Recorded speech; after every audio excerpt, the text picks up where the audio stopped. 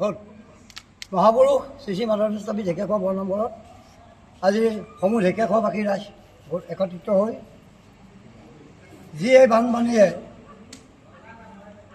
দুৰ্ঘোৰভাৱে আমাৰ সমস্ত ৰাইজক অনিষ্ট সাধন কৰিলে। আমি প্ৰতিজনৰ ঘৰলৈ ইতিমধ্যে আমি গৈ নামঘৰৰ পৰা এষাৰ মাত লগাব লাগিছিল, পৰা নহ'ল। সেয়েহে আজি সভাতেই যে যিসকল বান দুৰ্গত তেখেতসকলৰ পৰিয়ালসমূহ কুশলে থাকিবলৈ আমি ৰাজহুৱাভাৱে আশীৰ্বাদ প্ৰদান কৰা হৈছে।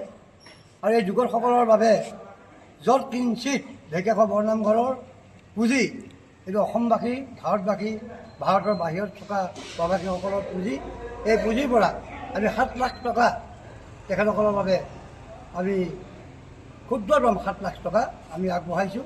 যে আমাৰ ঢেকীয়াখোৱা গাঁৱৰ যিসকল উদীয়মান যুৱক তেখেতসকল কালিলৈ আমাৰ গৈ পেলাই তেখেতসকলক এখন মাত দিব আৰু য'ত কিঞ্চিত যিমান পাৰোঁ আমি অকণমান সহায় কৰিবলৈ চেষ্টা কৰিছোঁ। ইয়াতে আমাৰ সন্তুষ্ট থাকিব। সেয়েহে আমি সকলো অসমবাসীকৈ এইখিনি আহ্বান জনালোঁ যে আমি খুব খৰতকীয়াভাৱে যাব লাগিছিল, কিন্তু আমাৰ ৰাজহুৱাভাৱে আলোচনা নকৰাকৈ আমি যাব পৰা নহ'ল। তাৰ বাবে আমি ক্ষমা প্ৰাৰ্থী। সেয়েহে অনাগত দিনত আমি ৰাইজৰ কাষত সদায় আছোঁ। এইটো ঢেকীয়াখোৱা বৰনামঘৰ ৰাইজৰ অনুষ্ঠান, ৰাইজৰ দ্বাৰা পৰিচালিত অনুষ্ঠান।